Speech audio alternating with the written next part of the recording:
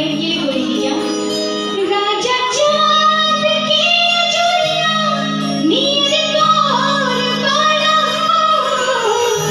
काहे बोला था राजा चांद की चूड़ियां नींद कौन पाया तुम्हारे छोड़ के हुई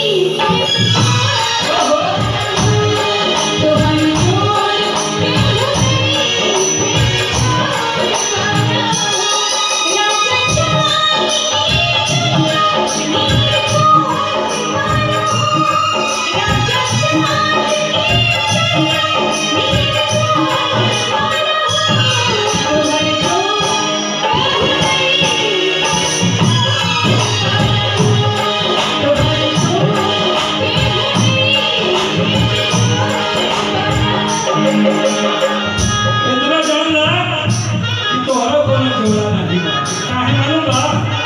ई कली तोहरा खातिर कहानी हम ई कली तोहरा खातिर कहानी हम तोहरा आखिरी